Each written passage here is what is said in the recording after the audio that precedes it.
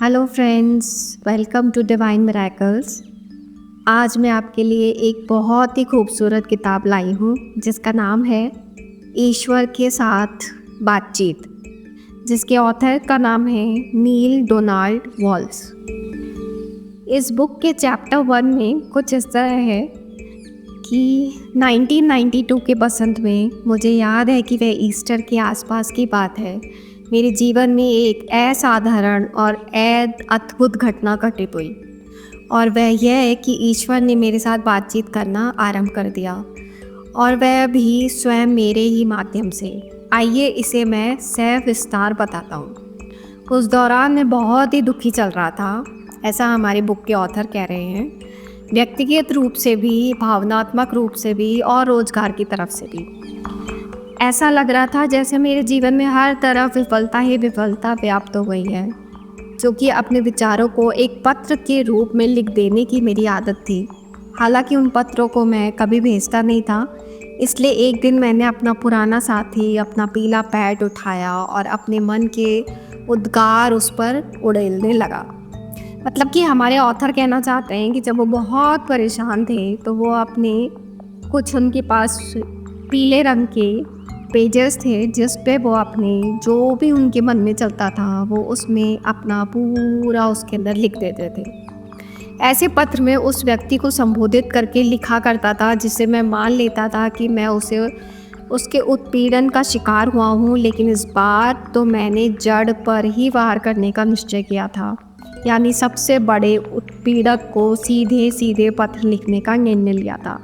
यानी कि उन्होंने किसी ऐसे को लिखा जो सबसे हाईएस्ट पावर थी। जैसे कि वो लिखते हैं, मैंने ईश्वर को ही पत्र लिखने का निर्णय लिया था। उन्होंने ईश्वर को ही पत्र लिखा। वह पत्र विदेश, आवेश और क्रोध से भरा हुआ था। उसमें व्याकुलता थी, व्यग्रता थी, ऐंठ थी और आलोचना थी, और कुद्र प्रश्नों का तो जैसे उसमें अंबार था। मेरा जीवन चल क्यों नहीं रहा था? मैं क्या करूं कि वह चले? मैं संबंधों का सुख नहीं उठा पा रहा था। भरपूर पैसा होने का सुख क्या हमेशा मुझसे बचकर ही निकलता रहेगा अंत में? लेकिन सबसे महत्वपूर्ण प्रश्न यह है कि मैंने ऐसा क्या किया कि मेरे भाग्य में लगातार संघर्ष और केवल संघर्ष करना ही लिखा था। लेकिन मुझे आश्चर्य तब हुआ जब मैं अपना अंतिम कटु व अकाट्य प्रश्न लिख चुका था और पेन को एक तरफ रखने को हुआ था, तो मेरा हाथ कागज पर ही कुछ इस तरह थमा रह गया जैसे कि अदृश्य शक्ति ने उसे वहीं रोके रखा हो। और फिर अचानक ही मेरा पेन लिखने लगा खुद ही। मुझे नहीं पता था कि मैं क्या लिख रहा हूँ, लेकिन कुछ तो लिखे जा रहा था, इसलिए मैंने उसे चलते रहने दिया। जो लिखा गया था वह था। क्या लिखा अब उन्होंने, या हम आगे बढ़ते हैं। क्या तुम इन सभी प्रश्नों के उत्तर वाकई चाहते हो, या तुम बस यूं ही अपने मन का गुबार निकाल रहे हो?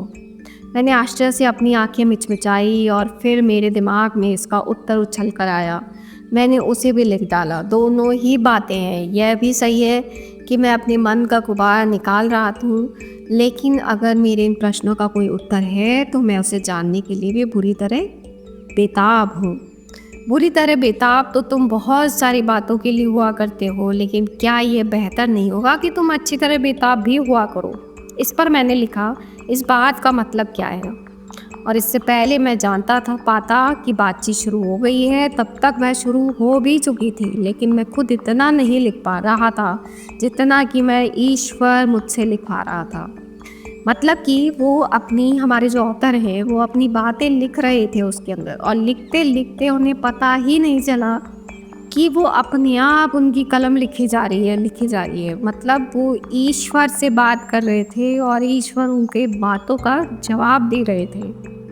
वह लिखवाना कोई 3 साल चला, और उस समय मैं यह भी नहीं समझ पा रहा था कि ये लिखवाना जा किधर रहा है।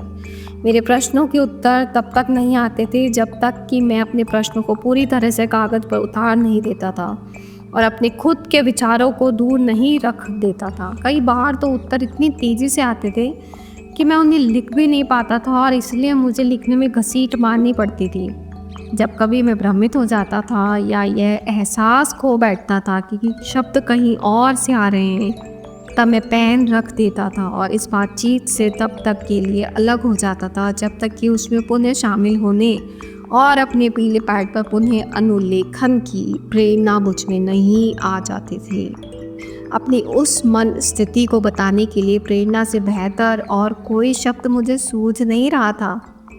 जब मैं शायद लिख रहा हूँ, ये बातचीत जारी है और इस बातचीत का काफ़ी हिस्सा आप आगे आने वाले प्रश्नों में पाएंगे। ये प्रश्न जिनमें चकित कर देने वाली वह बातचीत है जिसमें पहले तो मुझे ही विश्वास नहीं हुआ था, फिर मैंने उसे खुद अपने लिए व्यक्तिगत मूल्य मान लिया था। लेकिन अब मैं समझ चुका हूँ कि यह बातचीत केवल मेरे लिए नहीं थी, यह तो आपके लिए और हर उस व्यक्ति के लिए भी है जो अपने संपर्क में आ रहा है, क्योंकि मेरे प्रश्न भी तो वही हैं जो आपके हैं। धन्यवाद।